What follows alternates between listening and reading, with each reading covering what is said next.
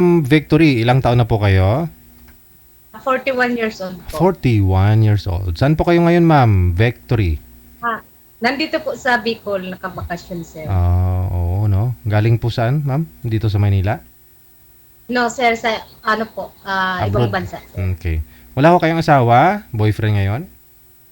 Wala po. How about kay Sir Rex? Saan po kayo ngayon, sir? Sa Leyte. Sa Leyte. Oh, wala akong asawa? Girlfriend? Wala. Wala. Okay. Timer start. Pasok. Wanted, sweetheart. Wanted, sweetheart. Hello po. Hello, good afternoon. Pwede din. Ha? Pero saan po po? Pero saan po kayo?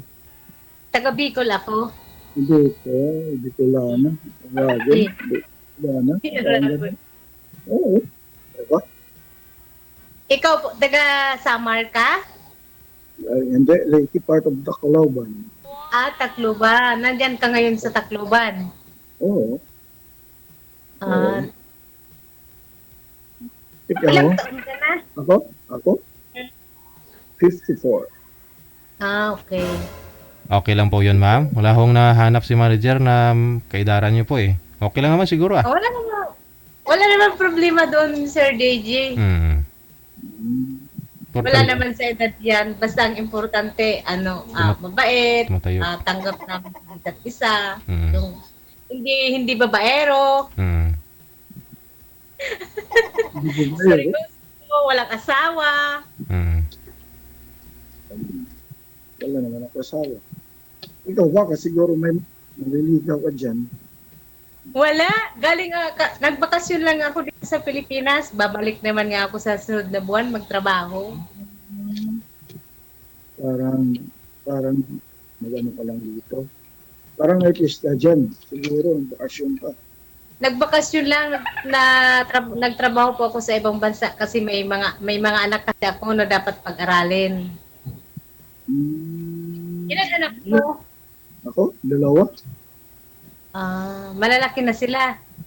20 at saka 20 years old. So, wala kang asawa, hiwalay, kasal? Anal ako. Okay. Kayo? Wala. Matagal na kaming hiwalay pero hindi man kami kasal. Siguro mga 12 years na akong hiwalay sa tatay ng mga anak ko pero hindi kami kasal.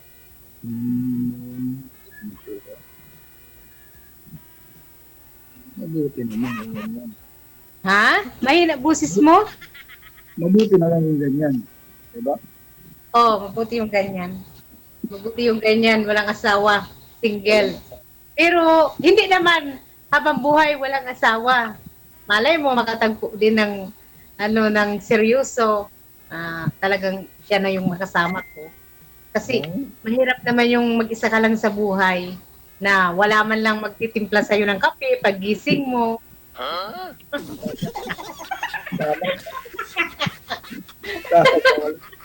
Pag masakit yung ulo mo, wala man lang magbibigay sa'yo ng gamot, wala man lang maghihimas ng noo mo.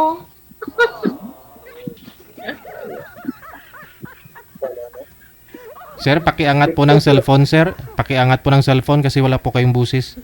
Wala po kayong earphone? Mahina yung Ayan, basta iangat nyo lang po yung cellphone kasi yung mic po yata nasa puwetan banda para pumasok yung busis. Jesus. Okay. mahina. Yun.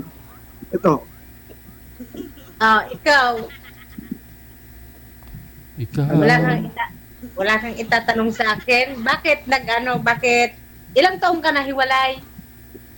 Since 2014. 11 years na. Wala kang naging asawa nung naghiwalay ka naghiwalay ka ng asawa mo? Wala, pero meron. Kaya pala, mahina boses yung sir kasi naka-bluetooth po kayo. Bluetooth po ba yan o hearing aid? Bluetooth? Oo. Dapat wala ko kayong bluetooth kasi kaharap nyo lang naman po yung cellphone. Mas malakas po yung built-in na mic. Kita mo na. Ito. Okay na ba? Yung boses ko. Hindi ko masyado maintindihan. Ito. Disconnect nyo po yung Bluetooth. O, disconnect ko na. Mm. So, ikaw, mga ilang buwan ka na dyan sa, Ano, dumating, mag-isang buwan na ako sa 20. ba? May Okay. Mag-isang buwan na ako dito sa Pilipinas. Bukas, mag-isang buwan ka na. Kasi Hmm. tagal ka na pala, no? Sulit naman yung bakasyon mo. Sulit naman. Kakasama ko naman yung mga anak ko. Nandito nga yung isa kong anak kasama ko. Nandyan pala. Baka magalit yun. Kung mag-serious yung anak mo. Nakausap. Hindi man. Siyempre, Meron- malaki na rin siya. Ano na, 18 years old. Siyempre, alam niya din na kailangan ko din ng maghanap ng ng boyfriend na yung ganun. Naintindihan niya naman yun. Okay na. Hindi po kayo nagka-boyfriend, ma'am. Wala pong naghintay sa inyo. Umuwi ka dito sa Pilipinas. Wala eh. Mm. Ayaw ko kasi, Sir DJ, sumali na ako dito dati sa iyo. Mga anong year yun? Mga 2021, no? Hindi sir, ano lang, last year lang, mga mag-isang taon, yung nabigay mo man sa akin na partner is nandun siya sa Switzerland. Tapos, hiwalay siya sa asawa. And, pero kasal siya, Sir DJ, tapos parang hindi naman siya seryoso. Sabi niya nga daw, ano lang daw ba? Titingnan daw namin kung kami lang daw talaga yung sa isa't isa. Parang magtikiman daw muna. Pag talagang mapiling niya daw na okay, di kami. Sabi ko, ano kaya yun? Tikman muna kung okay. Kung hindi, kumbaga may free taste, ma'am. Ganun. Tingnan daw muna kung expire na. Ano yung pagkain? Itikman mo na. Siguro, magaling yung magluto. Kasi, Ibang bansa. Oo. Ano sa plano niya na uuwi, tapos magkita daw kami, parang magtitikiman daw talagang kami. Sabi ko, ano kaya yun? Oo. Para siguro malaman kung expire na o ano, ganun. Kasi meron nga po kasi talagang meron po dyan na matagal na silang magkarelasyon pero walang nangyayari. Tapos nagpakasal, after ng kasal, naghiwalay kasi huli lang nalaman kay boy pala maliit, ganun, mga ganun ba?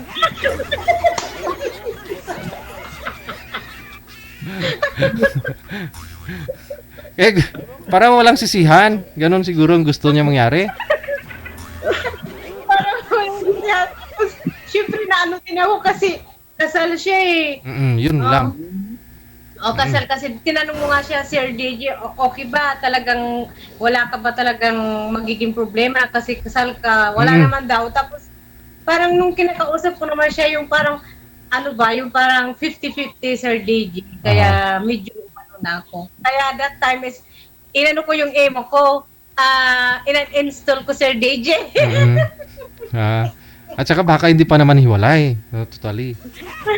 Saka hindi pa siya hiwalay. Ay. Tapos, pag uwi siya ng Pilipinas, magkikita pa sila kasi mayroon pa silang parang ipaprocess pa yung mga papers ng mga anak niya. So, Ay. oo. Okay. Kung pumasa ka siguro sa kanya, edi ipagpalit ka dun sa asawa niya. Parang ganon. Ganon siguro.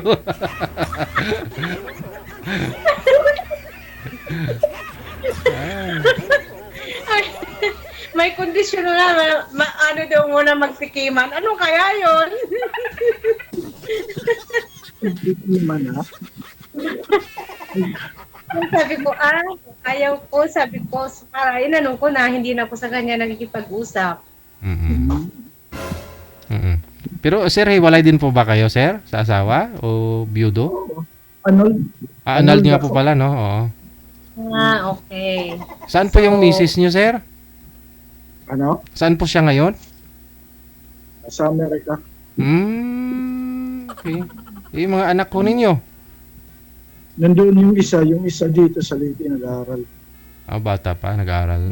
Kasama niyo. 20, hindi, nasa Bienan pa. Talagang mag-isa lang po pala talaga kayo, no?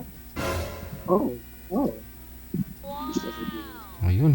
Mukhang pareho kayo nito ng sitwasyon, mama. Pwede kayo Bakit? magpakasal eh. Bakit sir wala kang nahanap dyan sa Leyte na na girlfriend? Hmm, wala pa siguro ako nakikita. Ah, kasi ako naman kasi doon sa bansang Middle East sa Kuwait, naman kasi doon, mahirap doon maghanap ng mga ganun kasi mapapahamak ka lang. Huwag mong susubukan. Huwag niyo akong subukan. Parang si Duterte, no? Huwag niyo akong subukan. Huwag mong subukan, mapapahamak ka lang.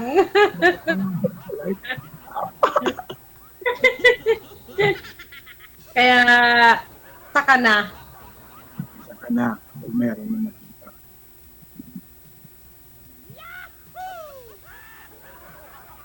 So- Ano nga pala ang palayaw mo? Tawagin mo na lang akong ang palayaw ko is tawagin mo na akong Vic. Tawagin mo na lang kung kuya. Mas maganda pa. Kuya na Ha? lang. Kuya? na lang. Oo. Mas matanda Kuya? naman ako.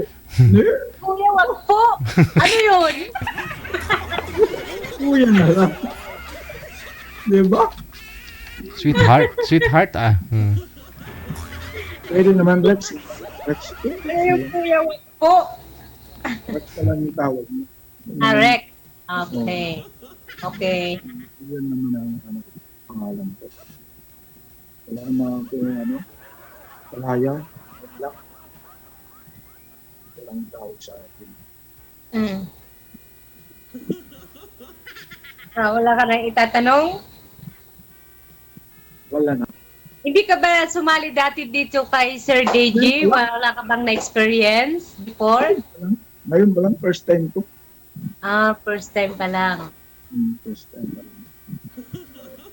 Akala ko mayroon ka na din ditong nakausap na hindi nakatuluyan dahil din sa may mga kondisyon. May mga roles. Tulad ng nahanap mo. May mga kondisyon pala. May mga kondisyon. Para kang pumipirma ng isang kontrata na may mga kondisyon na pag hindi mo nasunod, maano ka. Magbabayad ka. Oh. Magbabayad ka. Ganun na yun. Magbabayad May ka. mga kondisyon. Parang trabaho. No, kung hindi mo galingan, pwede kang gawa ng report, pwede ka tanggalin, parang ganon. Oo, yun nga. Sabi ko, parang pumipirma ako nito ng isang kontrata na mahirap ata pumasa. Kasi may asawa ho yun. Dapat mas magaling ka pa dun sa asawa niya. No? Baka ako pa doon magkamali. Sabi ko nga, kasi kasal pa kayo, mahirap. Kasi kahit paano, kahit iwalay sila, kasal pa rin sila, Sir Diggy. So, Correct. ako pa rin doon yung magiging lugi. Si Sir, Kaya- annulled na to si Sir oh. So, Sabi. wala talagang sabi to si Sir. Oo. Ang sabit talaga. Kasi Asawa. ang hirap ganun. Kasi sayang din ang panahon na minahal mo din tapos ganun din yung mangyari. Hindi na tayo pumata. Di ba? No. Mahal ka tapos wala din namang kahinatnan yung pagmamahalan nyo. Kasi may bawal. Bawal. Walang free will sa isa't isa. Diba? Mm. Ako, basta ako, sigurado ako. Nawala ako talagang asawa. Di okay yun. Kasi mayroon kasing hindi wala naman perfecto sa relasyon. So mayroon naman talagang walang perfecto, hindi sila nagkakasundo, naghahanap talaga sila ng magiging nila. Ang hirap nga doon kasi kasal. So alam mo naman yung batas dito sa atin sa Pilipinas, mahirap na. Kahit man sabihin nyo na nagmamahalan kayo ng 1,000,000, hindi pa rin yun dapat. So, mapapahamak lang kayo. Kailangan may trust. Diba? Oo. Diba? Yun naman ang kailangan sa isang relasyon. Yung trust sa isa't isa. Wala yung trust. Yan, diba? Yan magiging successful. Oo, yun. Kilos. So, ano hinahanap mo sa isang lalaki? Ang katingian na hinahanap mo. Syempre yung ano ba, yung tanggap ako, yung siya ba na, yung parang siya na, yung syempre yung tanggap ako, kung sino ako, saka syempre tanggap din yung mga anak ko, saka yung mga anak ko naman malalaki na eh, yung hindi babaero, kasi mayroong mga lalaki ngayon na hindi pa rin makontento, yung kahit nasa 50 years old na, 40 years old, 60 years old, nag-aanap pa rin sila. Oh, 'di ba? May mga ganon. Sa una ka lang nila mamahalin, gaya ng isang buwan, 2 buwan, pagkatapos noon, wala na. Lumipas na. Nandun na naman sila pa magkikipagdian. Siguro mga gwapo yan. Gumagawa ng ganyan. Wala naman daw yun sa gwapo. Pagalingan lang yun. Pagalingan na. Ngayon naman ang mga lalaki, wala naman hindi naman na ngayon yung uso. Pagwapuan na lang sila kung paano mambulan ng babae. Gano'n naman yung ano ng mga lalaki. Mga strategy kung paano nila makuha yung isang babae. Magaling mag-sales talk. Parang ganun. Oo, gano'n naman.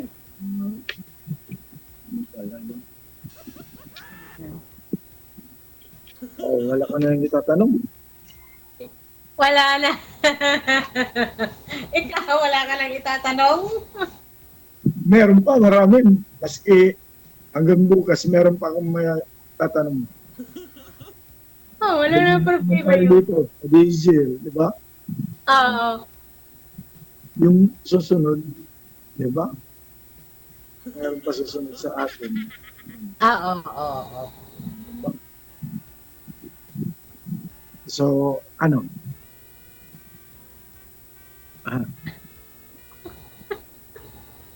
Anong ano? Mag-usap na lang tayo sa ano mo dito sa Oo. diba? Mag-usap na lang tayo sa private. Private. Maraming bashers dito. Alam natin. Oo nga eh. Ganun naman talaga pag nag-ano ka sa social media, asahan mo na yun, dumarating talaga yun. Kaya nga, hanggat maaari, dapat meron kang limitation kung paano mo gamitin yung isang social media. Kasi darating talaga yun. Alam mo naman, sa mundong ito, maraming minsan, gano'n naman, wala kang perfecto. Lahat naman tayo, may karapatang manghusga ng isang tao. Kaya okay lang yun. Freedom of speech naman ah. Hindi, sir, kasi siyempre, hindi, kasi ako kasi open-minded ako eh. So, kasi pag hindi ka open-minded, mahirap tumanggap ng mga pagkakamali sa sarili mo. Tama. Ganun lang naman yun, sir. Oo, yung iba dyan na Kailangan stress, bukas. no? Oo, kailangan maging bukas ka, Sir DJ, kasi pag hindi mo binuksan yung isipan mo, yung iba, kung ano-ano na lang, nakikisabay na lang din yung buhay sa social media na ano ba magulo, ganun. So, kailangan mayroong limit. Correct. Alam mo kung paano i-handle yung sarili mo. Okay. Yun lang, wala nang iba.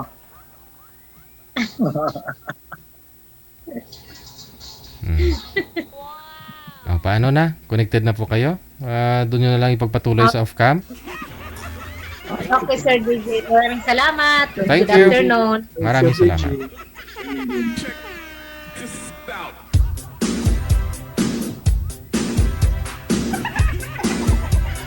Pero wala akong nakitang basher kasi syempre medyo may edad si sir kaysa kay ma'am. May kakampi si sir na kaidaran niya, may kakampi din si girl na medyo ka-level ng edad na. Kaya fair lang.